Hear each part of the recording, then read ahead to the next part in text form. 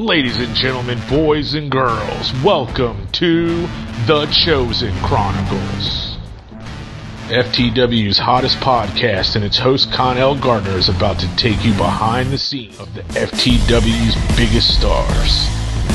Get ready, listeners, because here he is, FTW's chosen one seed PG himself, Conail Gardiner.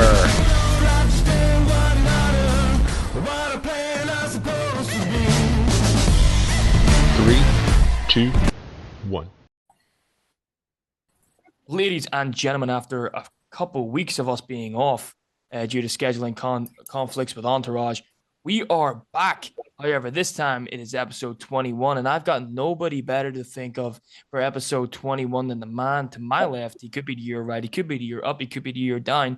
He is one of the founding members of FTW alongside Byron. He's been here longer than me. Yes, I didn't even think that was possible. His championships that he has won are off the record. They're off the chain. They're bigger than DC's. They're bigger than Alan Matthews. They're bigger than Dead X himself. He is a three-time world champion, four-time tag champion, if I could speak right, a one-time Triple C, a one-time Imperial, and a one-time Alliance. He is the real-life husband of Courtney Spivey. But ladies and gentlemen, to my left, none other than Raheem the Dream. Raheem, it is absolutely amazing to have you on, my friend. Thank you so much for giving me some of your time. How are you, bud? I'm doing good, and I really appreciate you having me on. I'm really happy to be here to talk with you and let people see a little bit more of Raheem, the man. It's been a long time coming. Realistically, that's what we've said before this, that we've wanted you on for some time. I wanted you on in the first bite in the first season, but it was just crazy, and we were trying to schedule everybody on. But realistically, it's nice to see, because this is the first time me and you have ever had to sit down, apart from maybe talking on Facebook Messenger. But it's nice to see the person behind the name after all this time. So let's jump right in on it. What about FTW? How did Byron rope you into that, and how have you stuck it for so long? Oh, awesome. Me and Byron, we go way back. We're like just a couple of nerds. We used to play Yu-Gi-Oh! And that's pretty much how we met, and through the competition of that game. And he's a good guy. I known him a while. He's just an all-around nice person. And I was in a Facebook group, Wrestling Talk, and for a while I was one of the admins and everything. And it was just kind of a group of guys talking about wrestling, all kind of things, and just hanging out. And I added some people to the group, and including Byron was one of the people that was added to the group. And it's just kind of organically turned into where we're at now. We just kind of like putting predictions of pay-per-views and stuff for fun. And it just kind of snowballed into a little bit more and more of a competitive thing. And then we started the WTPL, and once that kind of ended, we went to where we're at now. Byron got this league started, and of course I was going to be with him from the jump. That was my guy. Well, that's the thing I find funny, is because basically everybody, and I'm not taking any credit away from Byron whatsoever, because the amount of work he does for this thing is unbelievable. But what a lot of people don't realize is the people behind the scenes that have been sort of helping out from day one. So the likes of maybe yourself and DC and Haywood at the start, and then like a few other ones that like me, who have helped out along the way, being GMs and stuff. But maybe give us some insight on how Raheem the Dream came about, and how you are this legendary factor in the world that we call FTW. Raheem the Dream.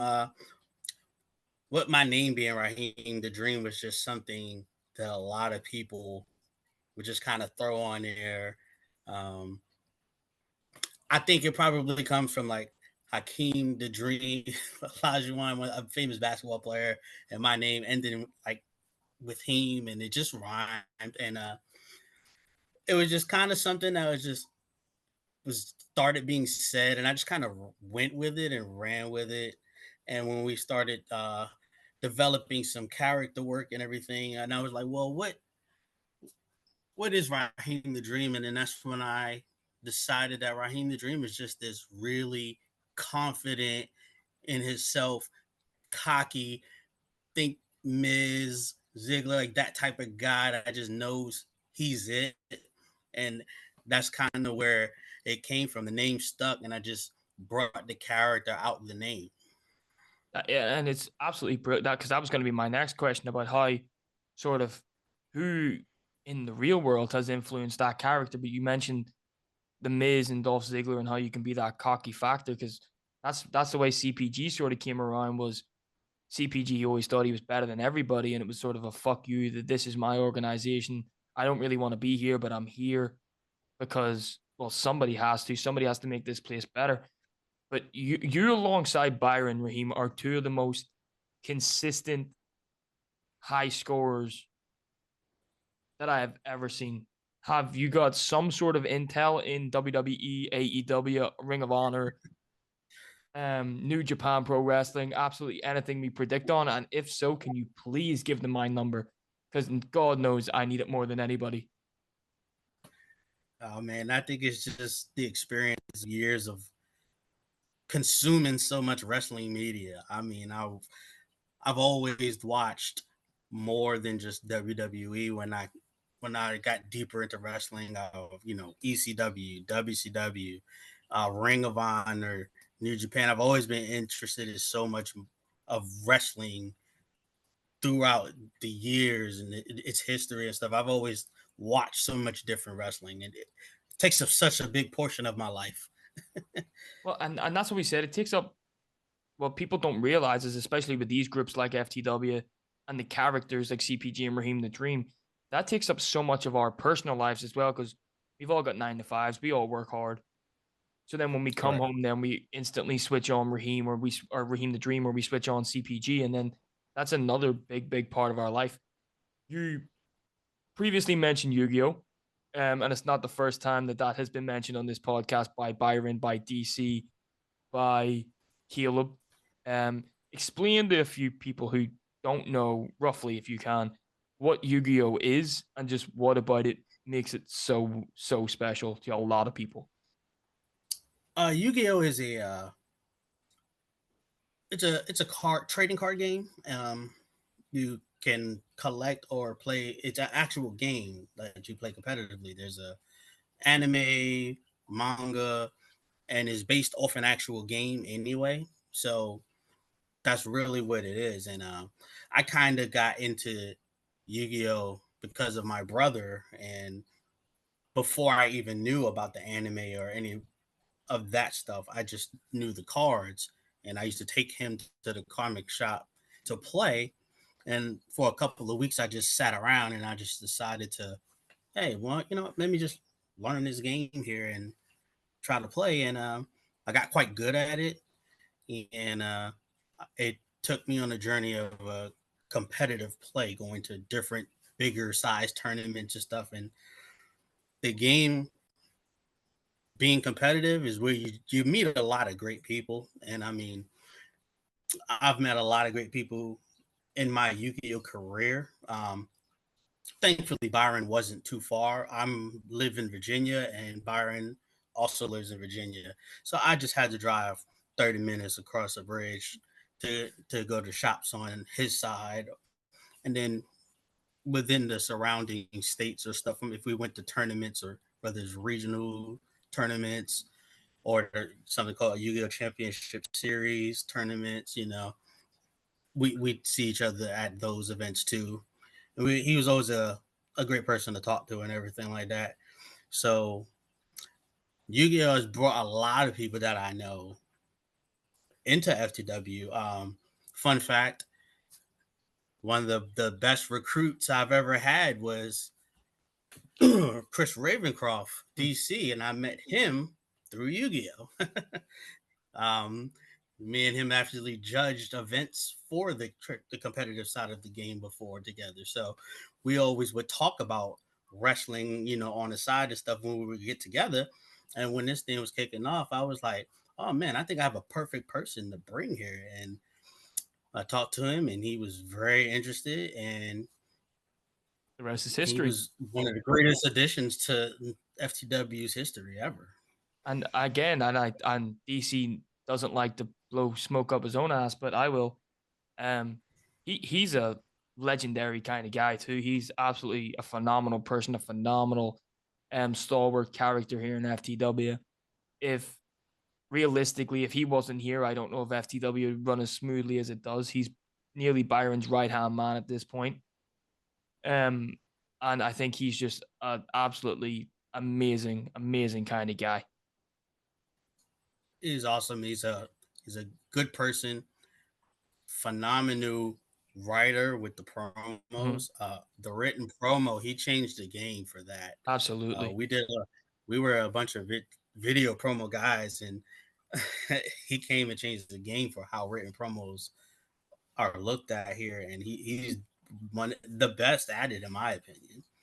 And I think it just brings out he has a different creative standpoint when he does them, and I just don't know what clicks in his head, but anytime he writes anything on that group, it's magic. Absolutely Magic. And he's been a great foe for me throughout my prediction career as well. Is working with him is just it's fun. It's so smooth. Myself and Courtney Bell, we've had some great interactions, great stories, great arcs in FTW story history. He's phenomenal. He has something in here that's just special. Next level. You just mentioned I don't know if that cut out again, but if it did, yeah, I'll just give you a second to try and reconnect if you're here. Yeah, I can hear you now. You mentioned Courtney Bell, which a lot of people may or may not know. I'd like to think that they knew, is your wife. We were trying to get Courtney alongside you today. Unfortunately, Courtney's not well, so everybody here at the Chosen Chronicles, including myself, sends her all love and well wishes, and hopefully she can get up for an episode very, very soon. But as CPG, that's Courtney gave me one of the greatest matches I've ever had in my career last week, and I lost. I think it was a score of 28-26 for the FTW championship, and I was looking the whole night, mate, and I could see that I was ahead, and then she was ahead, and then I was ahead, and then she was ahead, and then going into the last, she just pit me, and I looked, and I've never seen a grown man ready to cry, but it was so close, but yet so far. But again, like you said, there's people like DC, like Courtney, like yourself, Byron, Haywood, Brandon. There's just so many people that are so easy to work with in the FTW, in PWMF, in, I don't know, but like the likes of the BWO, where it makes it so easy to do our job, so to say. Yeah, absolutely. She's phenomenal with the work she does. She's good with the video. She could do these great vignettes. She's very creative with that. She can switch her character off and on from spooky to creative, when she was Liz the sous chef in Prime. That was an idea I ran by her and Kevin, and they liked it, and they did great work with the idea. Yeah, she's very versatile, and she'd kill me if I didn't. But to those who can see, yes, the FTW championship is in this house. It could have been in this house, but it's still in that house. So close, but yet so far. Raheem got his hands on the FTW championship just to throw it in my face. But Courtney, if it doesn't go back to Dead X, it's going to come back to me, and I'm not going to let it go until I win that gold. So you can take your spooky little dolls and whatever the spooky shit and throw it to the side because it's CPG time. Okay, let's get back to us, Raheem. this whole podcast was sort of made originally to try and find out more about the people behind the character. We've already established that obviously Courtney's your wife, and that you've had an established Yu-Gi-Oh career where you met Byron, you met DC. Is there anything else in your personal life that you enjoy doing outside of wrestling or outside of Yu-Gi-Oh, or just anything else that you would sort of think that everybody would like to hear about? Yeah, I love sports, and for me, fantasy sports is something I like to do. Do fantasy football. Right now, I'm in fantasy baseball.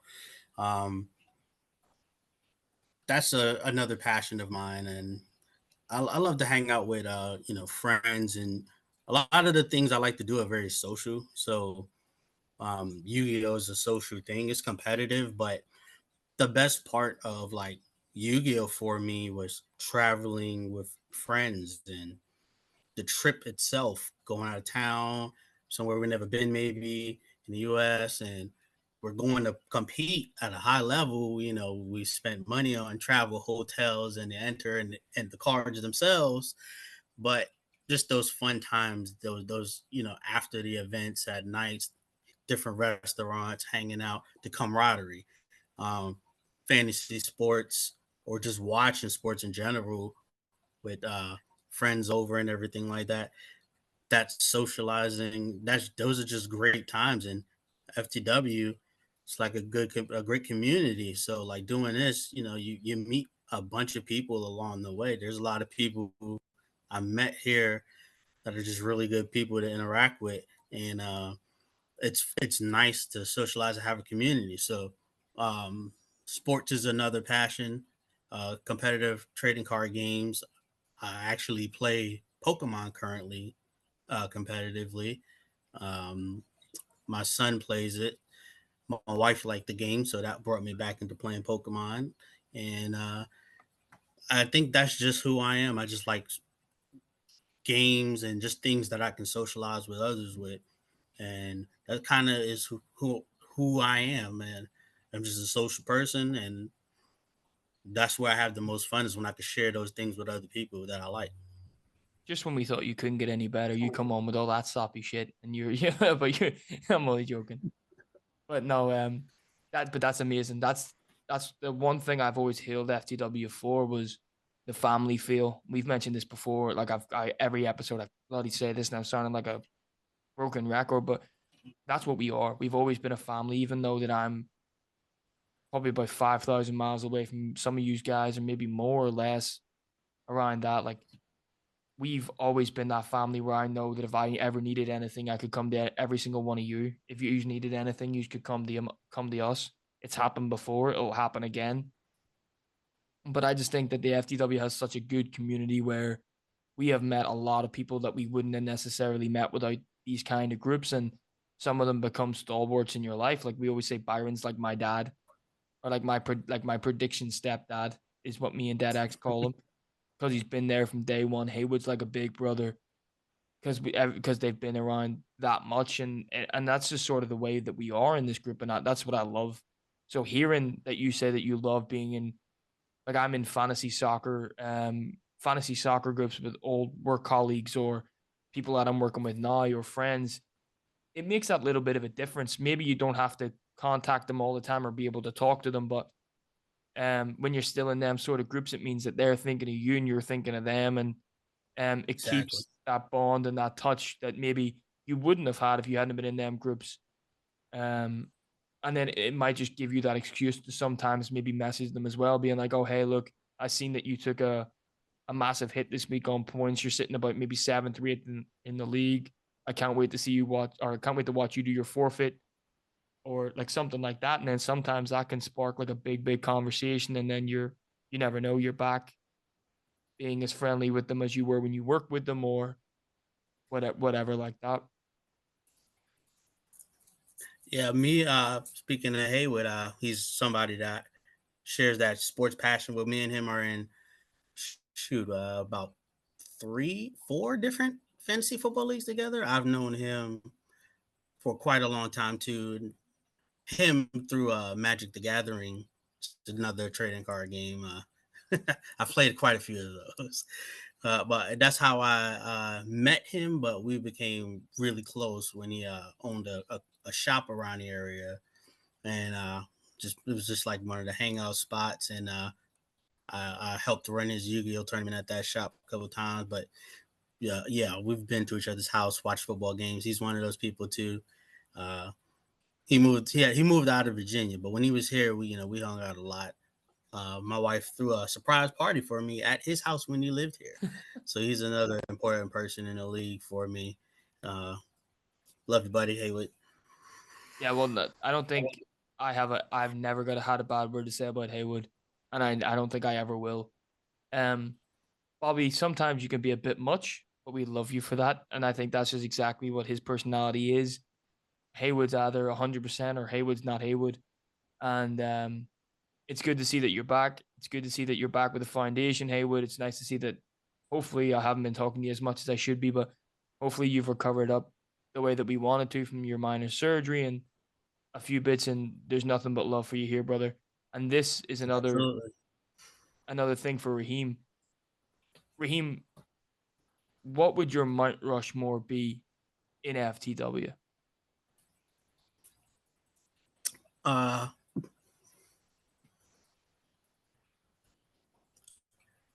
well, you would have to put the man himself, Byron. I would put DC up there. I would put Courtney Bell up there.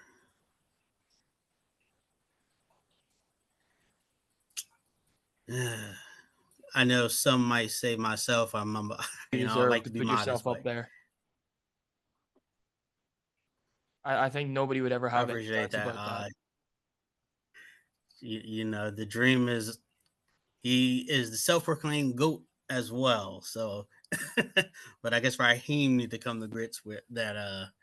Yeah, I should be up there. In the last episode, and I know you've listened to it, me and the guys were talking about how it's funny that in our real lives we're just Raheem and we're just Connell, but when it comes here, we're the legend that is Raheem the Dream. We're either the chosen one CPG, the big brother CPG, whatever the hell you want to call us, but we are them legendary characters within FTW. And if FTW was a real thing, like a real organization, and we were in a real company, we'd be the kind of people that were our first names or our card. My God, I can't speak tonight.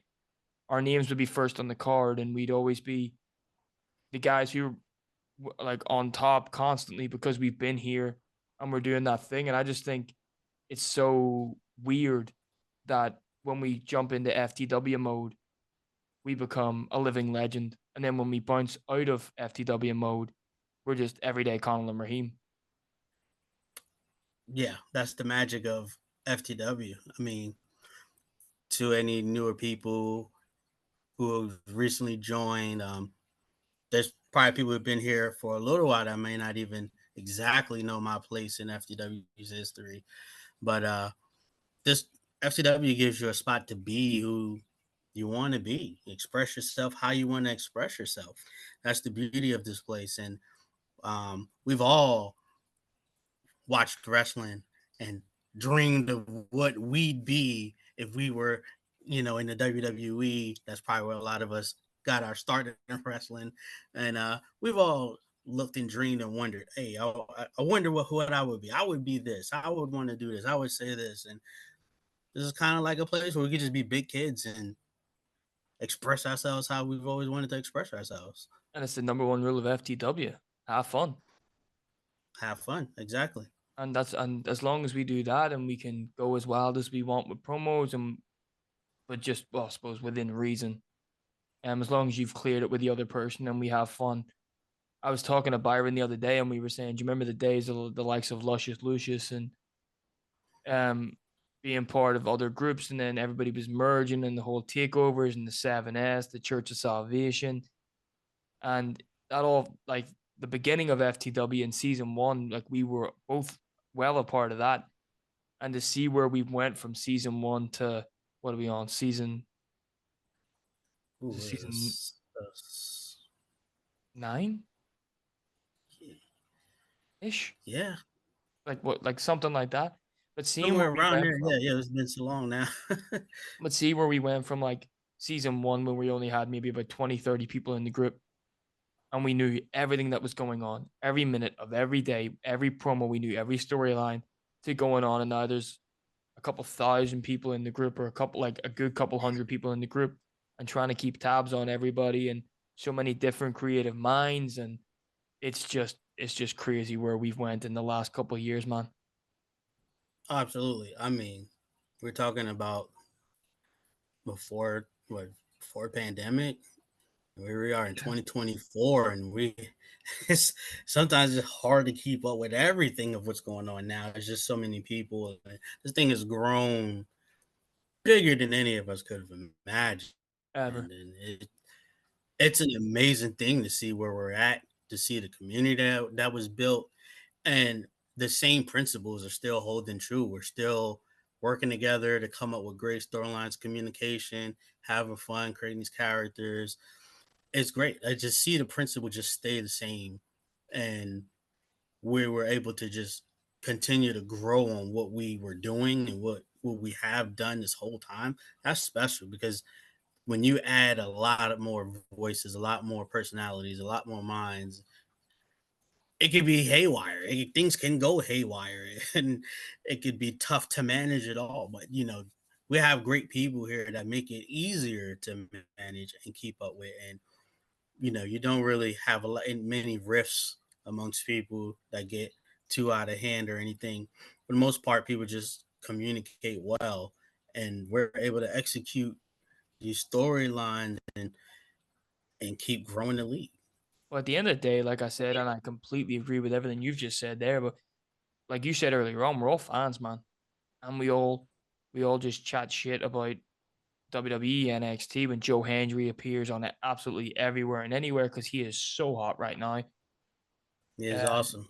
I believe, by the way. so I believe, I think everybody, I think the whole world believes. I think that I believe that he needs a belt very soon somewhere. Yeah, TNA, I agree. NXT, he needs something. And I was very, the guys in PWMF. I don't know if you've seen it, but I made the parody of the Joe Andrew Oh yeah, video, and the guys in PWMF keep keeping me going. That every time that Joe Hendry comes on their screen, they tag me in the group chat and they say, "Oh hey, CPG's turned up at CPG's turned up at NXT, CPG's turned up at TNA," and that's like a running joke with me and them where they said that, and now I've ended up agreeing that me and the immortal Brandon Clemens will do a concert live at some point in the next couple weeks. So everybody has to stay tuned for that. But it's just the group itself has just grown more than, like you said, more than we ever would have thought. And I remember my earliest memories of FTW where me and Byron were talking. I was in the WWPL at the time.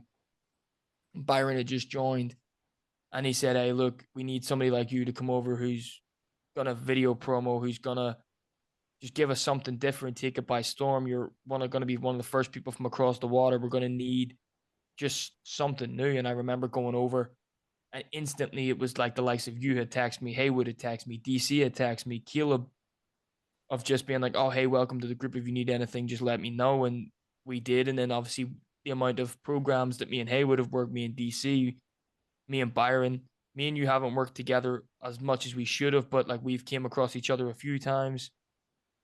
And it literally, like you said, it hasn't changed. Okay, yeah, we've got a few more cocky characters like that are coming in and not going to name names, but are coming in and are trying to throw their weight around. But realistically, we all know that they'll never have what we had to start us off. And I think we the OGs of hockey. I honestly, I think that the OGs were just on a different level. And I said this in a promo against Billy Side, when he had obviously the chosen one in the whole gimmick fight that we had. You could take our gimmicks away from us, and everybody will still know who we are.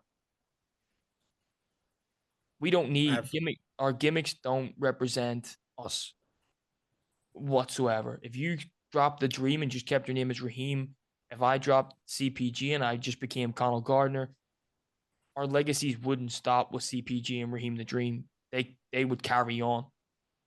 And that's what I always laugh at. I was like, we don't need to fight for any character names, or we don't need to change, or we don't need to whatever. Okay, yeah, there's some times that we change the mantra in front. Like, obviously, now I'm the big brother CPG in FTW, or I'm still the chosen one in PWMF. But realistically, if anyone sees the 3 letters on the card, they're gonna go, "Hey, shit, he's something." And I just think that the new kids and the new people, oh my god, I sound like a vet, but like the new people coming in need to work as hard as we did, because nothing gets handed to you in the FTW. If you don't work for it, you don't get it. Yeah, you just gotta put a little work in, and I mean, you go out there, you do some promos, win some matches, you win some matches. Excuse me. If you ask for the opportunity, you will get it. Though, Yep. I mean, it's a very fair place to be. If anybody wants to work with me and get their name up there, the dream is always here. The dream is always willing to give you a shot to make a name for you. And that's what again, like, no matter, I've said this in multiple um like I've said this in multiple Cut out. episodes, where what people don't realize is all they have to do is ask. Like, asking you shall receive. If you want to work a match with CPG, my inbox is always open. If you want to work a match with Raheem, his inbox is always open. DC, The Pinnacle, Dead X, Byron, Michelle, Courtney, Haywood, Drummy, whoever else is there, just talk to us. Like, don't. There's nothing I hate more, and I don't know about you, is if somebody just calls me out without any sort of warning. If somebody just mentions me in a promo and calls me out, and just there's no communication there, we have a match and it means nothing. I'd much rather if somebody DM me and went, "Hey, CPG, I'm going to call you out this week. Let's figure out something to do after. Will you hit me with the CKO? Will you come at me with the storyline? Will you just give me an idea?" Be like, "Of course I can. And I'll work with as many people as I can," because, like I said, we're at that point now where we're the old guys in the group, where there's not much more we can do. We've done everything there is to do, and we'll still continue to enjoy it, and we'll still try and get our championships, but it's time for other people to come in and to do their bit. But all they've got to do is fight for it, and ask people like us to help them get their opportunities that they deserve. And they've got to come out of their shell just like we did. Yeah, absolutely. I mean, championships are always fun to have. They're always great to have. I'd be okay if I never won another one. I mean, it'd be what it is, but I'm willing to help others grow and get their name bigger. I enjoy seeing the new people come make a name for themselves and earn their opportunities and put their name amongst the greats after a while. I love to see it. There's been plenty of people who've been doing that. So that is something I take pleasure in seeing, is seeing the growth of people, growth of the storylines, and they're just the entertaining person to keep up with. That's always great. Exactly. And I think that's, again, what we've got a testament to of FTW, where we've got people who want to do that. And normally Byron doesn't really recruit anybody who he doesn't think would fit that mantra of just coming in and working your ass off, working with people, getting your wins under your belt, getting the good promos out, working with people, and then eventually getting your championship, rather than people just coming in, raising hell, and leaving. So I think he's got a really, really good hold on that as a group. Yeah, he does a great job of giving people opportunities that need. I mean, you can ask for an opportunity for like a title shot or something, but you have to put work in. You don't just get gifted the title shot. You have to do something to get there. But he does a good job of saying, hey, this person's been doing this, and we need to maybe give them a shot. You know, he's really good at giving that person the opportunity, and it could catapult careers here. What's next for Raheem the Dream? What's next for me is I have to show a certain someone by the name of the Walking Dread that you were abandoned, as you say, but realistically, you just had to be taught a lesson. Um, I'm showing you that you're still a boy. I'm hoping you step up and become a man. When you were part of the DDP with myself and Courtney Bell, you were in a triple threat, and I walked away with the title. Now you say it's because of you. I'm a vet. I knew you didn't have it in you to do what you had to do to walk away with the title. You did what you were told, and I walked away. So SummerSlam, FTW Slam, the Dream teaches the Walking Dread his place in the hierarchy. And it's going to always be beneath me because you are still a boy. Hey, no, that's a different side of Raheem that I didn't see all afternoon. That's Raheem the Dream right there. And the Dread has no idea what's coming for him at FTW Slam. That'll be one of the matches of the night, ladies and gentlemen, and I cannot wait to see my buddy, no offense to the Walking Dread, but my buddy Raheem the Dream stand tall, as they say, and winner of this match, Raheem the Dream. Raheem, we could probably go again, and we will go again, and we'll have one with Courtney and whatever. I'm don't know if anybody can see, but I'm bearing the podcast merch tonight. Eat, sleep, interview, repeat. My good friend Raheem, he's went for the American Nightmare kind of mode. Mr. Cody, don't call my name Rhodes. It's been one hell of an episode. We find out all about Yu-Gi-Oh, about your trading cards, how your friendship with Haywood and DC and Byron came about. Then we talked about your life with Courtney. We said about what's next. The origins of Raheem the Dream. What's next for Raheem the Dream? But what's next for Raheem? What are you going to be up to the next while? Well, I have a son who is going to college. He's trying to be an accountant. So good luck to him. Yeah. I'm going to be 41 here, August 15th. And you don't look a day over 25. So I have a 19-year-old son, and that's what he's going to school. That's why my wife loves me. But so getting him through school is important. Courtney is actually gonna go back to school as well.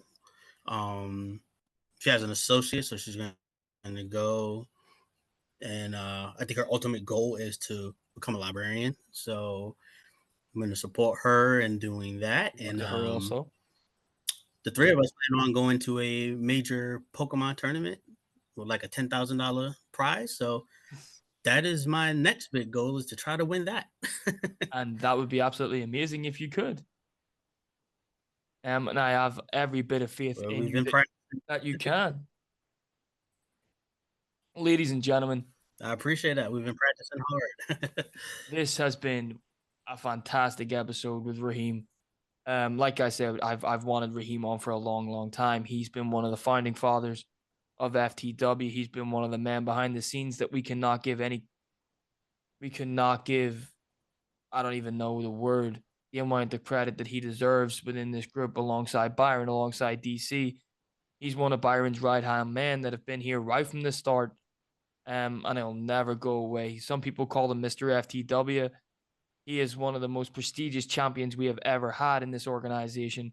He is one hell of a guy, like you have just listened to and seen this entire podcast. Raheem, I'm grateful, my friend, that you took time out of your night when your wife's upstairs unwell to come and talk to me. I owe you the world in that respect. However, I've got one last favor to ask.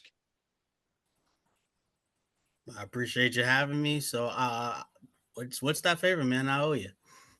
Well, you've been here long enough. You've been here from the start, and you'll remember that at the end of every FTW broadcast, Mr. Byron Hinton, or Trey Marquise, as we know him in FTW, wanted me to say, "May Trey be with you." But being a lovable rogue and being 1,297 days or something after we started this podcast, I thought we'd spice it up a wee bit and make it more, not PG, but CPG. So instead of saying, "May Trey be with you," how about we both say, "May Trey go fuck himself"? It's a good plan. Okay. You start, and then I'll see this episode out. Ready? Yes, sir. To everyone, appreciate you having me. I hope you enjoy.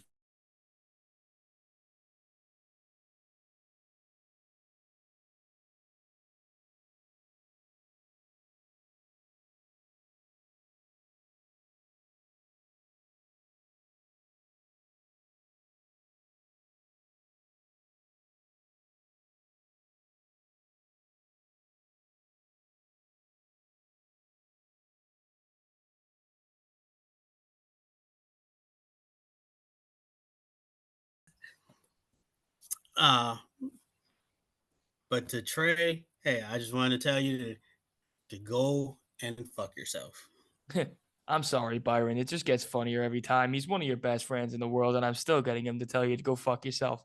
Ladies and gentlemen, this has been episode 21 of the Chosen Chronicles. Like I said, 3 seasons later, we're only getting better. We have one of the founding fathers of FTW on my left-hand side. He has been absolutely phenomenal. Ladies and gentlemen, thank you very much for listening. And if you want your own merch, I'm going to plug myself a wee bit, Raheem. I apologize, my friend.